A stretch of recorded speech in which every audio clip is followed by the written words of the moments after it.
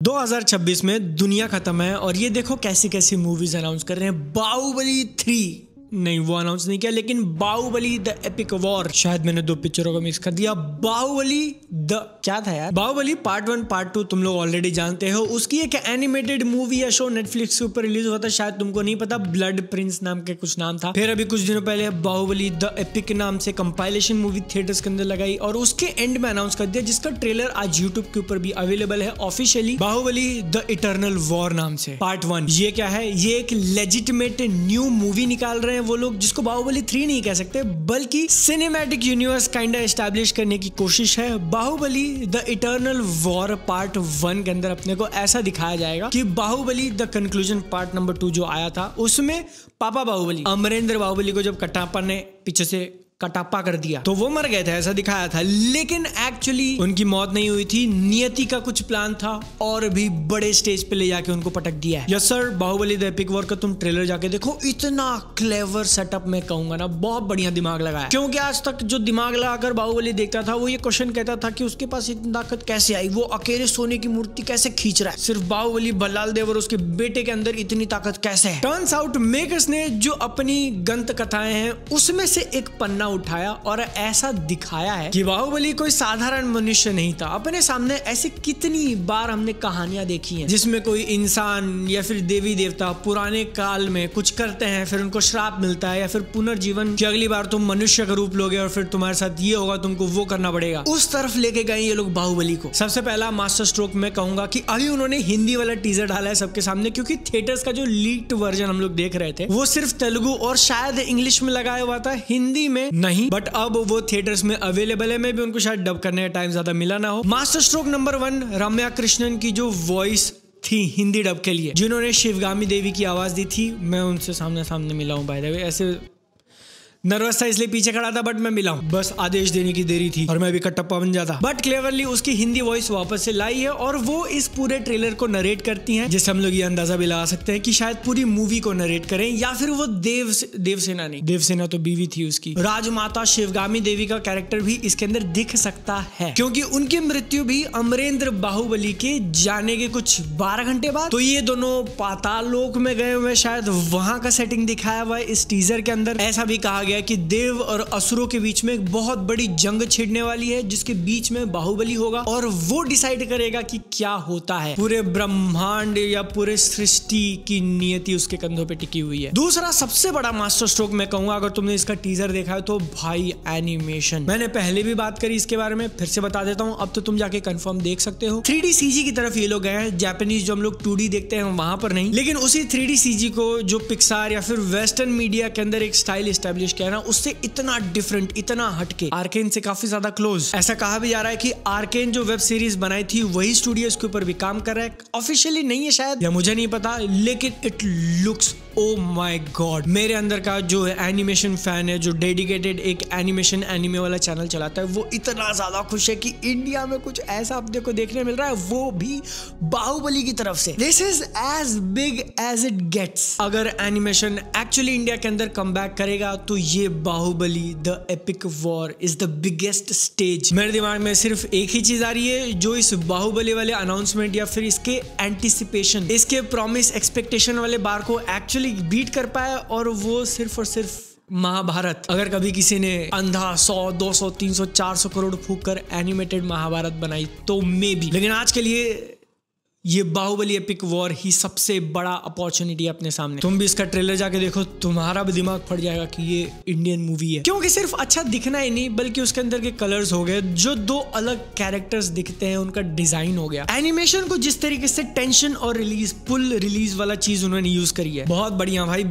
मैंने अभी इसी साल शायद नेजा 2 के ऊपर वीडियो बनाई हुई थी, और वो मूवी देखते वक्त मुझे लग रहा था कि ऐसा हम लोग कब एनिमेट कर पाएंगे ब्रो, साल भर के अंदर अंदर ही दिख गया। ऑल्दो सिर्फ 1 मिनट की चीजें, लेकिन अगर इस लेवल का वो लोग मेंटेन कर पाते हैं, मुझे क्या लगता है ना कि ये सिर्फ उन्होंने टेस्ट करने के लिए छोटा सा बनाया होगा कि देखते हैं लोगों का रिस्पांस कैसा है, और जब इतना पॉजिटिव रिस्पांस दिख रहा है तो हो सकता है कि अब एकदम फुल फ्लेजेडली उसके अंदर घुस जाए पूरा पैसा डाल के, क्योंकि रूमर्स के हिसाब से पिक्चर 2027 में आने वाली है। पहले से बना रहे होते तो 2 साल नहीं लगने चाहिए थे, लेकिन क्योंकि 26 में ऑलरेडी इतना पैक्ड है और दुनिया खत्म है, तो 27 तक वेट किया जा सकता है। भाई नहीं वेट किया जा सकता एक्चुअली, अभी चाहिए। 26 में दुनिया खत्म होना हो, लग रहा है इस साल जरूर हो जाएगा, क्योंकि शाहरुख खान खान का बर्थडे आया, बर्थडे के ऊपर किंग का ऑफिशियल अनाउंसमेंट गिराया। वीडियो अच्छा लगा नहीं लगा इसके बारे में लोग बात ही नहीं कर रहे। सबसे बड़ी कंट्रोवर्सी खड़ी हो गई है, not even SRK versus Prabhas ना, बल्कि इसी साल ब्रैड पिट की F1 नाम से मूवी आई थी, उसमें उसने एक तरीके का कपड़ा पहना हुआ था। किंग के अंदर शाहरुख खान के कैरेक्टर ने भी एक तरीके का कपड़ा पहना हुआ है। दोनों फोटो साइड बाय साइड देख लो, इतना ज्यादा रिजेम्बलेंस। लोग ये फोटो घुमा रहे भाई, कह रहे हैं देखो कपड़े भी कॉपी कर लिए। या आई कैन नॉट बिलीव, और शायद मेकर्स ने भी एंटिसिपेट नहीं किया होगा कि ये फोकल पॉइंट बन जाएगा पूरे इंटरनेट के डिस्कशन का। मॉकटेल खोल के देख रहा हूँ, हर 2 मिनट में कोई ना कोई पोस्ट कर रहा है। इनफैक्ट लोगों ने पूरी फिल्म आर्काइव खोद के निकाल दी। इतने सारे मीम्स बनने लगे कि देखो 2025 में तुमको लग रहा है शाहरुख खान ने पहना, उसके पहले ब्रैड पिट ने पहना था, कॉपी किया? नहीं, क्योंकि सेम एग्जैक्ट कपड़े शिवाजी द बॉस ने कुछ साल पहले पहने थे, और सेम एग्जैक्ट कपड़े उसके कुछ साल पहले जादू द एलियन ने पहने थे, और सेम एग्जैक्ट कपड़े उससे साल पहले ये दूसरे कैरेक्टर ने पहने थे, और सेम कपड़े उससे साल पहले ये तीसरे कैरेक्टर। बीच में मैं हैरी मेट सेजल का तो भूल ही गया। और मैं रोज उठ के देख रहा हूँ, रोज नई एंट्री इसके अंदर ऐड हो जा रही है। Like how deep does this rabbit hole go आएगा गो जाएगा, डस बोला था ना पहले। ग्रामर वालों कमेंट में खोद डालो। जहां तक एक्चुअल मुद्दा जाता है Shahrukh Khan versus Brad Pitt का सिमिलरिटी, मेरा ऐसा पर्सनल ओपिनियन है 2 रुपीज का। देखो भाई, जहां तक कपड़ों की बात जाती है कि चलो कलर मैच हो गए, it's not a very big deal, क्योंकि वो कोई सुपर हीरो कॉस्ट्यूम नहीं है, क्योंकि वो कोई एकदम डिस्टोपियन फ्यूचरिस्टिक फ्यूचर में दोनों ने अलग अलग ऐसे, मतलब समझ रहे हो क्या, ये तो उसने कॉपी कर लिया। नॉर्मल इंसान है, नॉर्मल इंसानों वाले कपड़े पहने हुए, दोनों का कलर मैच हो गया, दोनों का शर्ट भी मैच हो गया एग्जैक्ट। ऐसा नहीं कि अंदर टी शर्ट था किसी एक का, बट जैसा हमने इन फोटोज के अंदर देखा कि वो कलर कॉम्बिनेशन काफी टाइम से लोग पहनते आ रहे हैं क्योंकि अच्छा दिखता है। एक्चुअल दिक्कत हो गई साइड में जो बैग टांगे हुए हैं, ऐसा पट्टे वट्टे पहने हुए, उसके कारण आई थिंक बहुत ज्यादा ही रिजेम्बलेंस आ गया। ब्रैड पिट का कैरेक्टर भी सामान लेके चल के आ रहा है, और शाहरुख खान का कैरेक्टर ने भी बैग टांगा हुआ है। मतलब यहाँ पर ना तो सिर्फ तुम्हारा स्टाइल मैच हुआ है कि अंदर शर्ट बाहर शर्ट, ना तो तुम्हारा सिर्फ कलर मैच हुआ है कि अंदर ब्लू बाहर जो भी था वो गोल्डन वाला, बल्कि साथ में जो एक्सेसरीज लगाई हुई है वो भी मैच कर रही है भाई। तो लोगों का इतना आउटरीच करना आई थिंक एक एंगल से सेंस बनाता है, लेकिन तुम मूवी की बात नहीं कर रहे हो भाई, ये कपड़े हैं। पिक्चर में वो मुश्किल से 2 मिनट का सीन होगा। क्या क्वालिटी के कपड़े पहने हैं इससे पिक्चर की क्वालिटी नहीं डिसाइड होने वाली, unless you are Lord Ravi Kumar. Badass Ravi Kumar के अंदर जो छिपके लिए आउटफिट पहना था स्पाइडरमैन हु, तो ये पूरा डिबेट करना कि उसने उसके कपड़े कॉपी कर लिए, उसने उसके कपड़े चुरा लिए, उसने उसका स्टाइल चुरा लिया, आई थिंक थोड़ा ज्यादा फार फेच्ड हो गया। लेकिन लोग बात कर रहे हैं तो करने दो।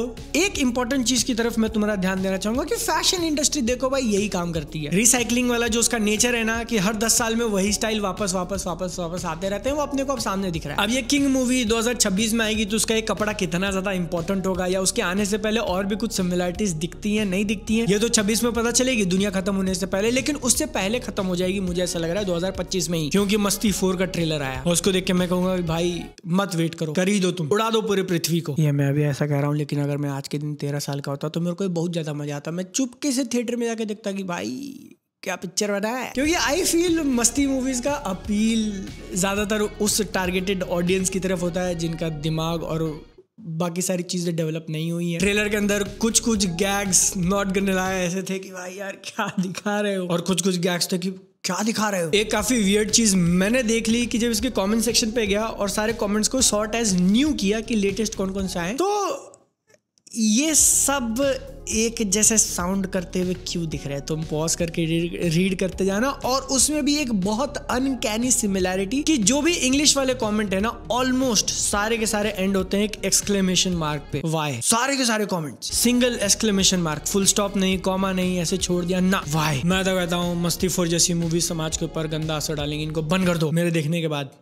मतलब यार कितनी अच्छी कितनी बुरी कैसे कॉमेडी है इसके अंदर, वो देखना तो पड़ेगा ना, तभी तो तुमको बता पाऊंगा फर्स्ट डे फर्स्ट शो। लेकिन क्या तुम लोगों ने एक बात नोटिस करी कि 1 महीने के अंदर अंदर we are going to witness Milap Zaveri के 2 सिनेमास। 21 अक्टूबर, कुछ ही हफ्तों पहले एक दीवानी की दीवानियत बना दी, और अब मस्ती 4। Oh my God. तो मैंने कहा जब तेरे इश्क में का गाना सुना, वो भी शायद उसी के साथ सेम डे रिलीज हो रही है ना। मस्ती 4 के साथ क्लैश है उसका, जितना मुझे याद है, या फिर 1 हफ्ते बाद आ रही है। और भाई अभी तक अपने को स्टोरी का बहुत ज्यादा आइडिया दिया नहीं है उन्होंने, लेकिन गाने के अंदर जो थोड़े बहुत डायलॉग्स मारे हैं, थोड़े बहुत डायलॉग्स मारे हैं, और जो सीन्स हम लोग देख रहे हैं, मतलब गाना सुनने में तो अच्छा लग रहा है। अरिजीत सिंह, AR रहमान, आनंद एल राय की मूवी है, गाने तो बढ़िया होंगे ही, लेकिन तुम बना क्या रहे हो भाई? ऐसी ऐसी चीजें इसके गाने में दिखा दी इन्होंने। I was like what? ये एक्चुअली नॉट गने लाई काफी इंटरेस्टिंग मूवी मुझे लग रही है आते हुए, क्योंकि अब तक इसका ट्रेलर देखा नहीं है, किसके बारे में वो पता नहीं है। लव स्टोरी होगी लेकिन एकदम हटके, और मुझे ऐसा लगता है कि मूवी जब देखी जाएगी ना तो सिर्फ दो तरीके के रिएक्शन निकल सकते हैं। सबसे पहला शॉक वाला एनिमल के साइड कि भाई क्या बना दिया ये उन्होंने, इतना वाइल्ड गए, और दूसरा रिएक्शन निकलेगा कि क्या बना दिया इन्होंने, इतना वाइल्ड क्यों गए। या तो वो कनेक्ट कर जाएगा और लोग पागल हो जाएंगे, या फिर वो कनेक्ट नहीं करेगा और जितने थोड़े लोग इसको देखने जाएंगे वो पागल हो जाएंगे कि साला कुछ भी हो रहा है। खुशी से पागल तुम हो जाओगे जब तुम मेरा क्रिकेट वाला ये वीडियो देखोगे। बचपन के दोस्तों के साथ क्रिकेट खेलता हूँ, बहुत मजा आता है। उसके कॉमेंट्स में जाके देखो लोग कितनी तारीफ कर रहे हैं। तुम्हारा ओपिनियन ये सारे टॉपिक्स के ऊपर नीचे कॉमेंट्स में बता देना, हम लोग मिलते हैं। ओ भाई सबसे मेन बात तो 26 में दुनिया खत्म होने से पहले मेरा लैपटॉप खत्म हो गया। आज मैं बाहुबली द एपिक का ट्रेलर देख रहा था इसके ऊपर और एकदम से बंद हो गया, स्क्रीन ब्लैक हो गई। उसके बाद मैं इसको चालू करने की कोशिश कर रहा हूं और नहीं हो रहा भाई।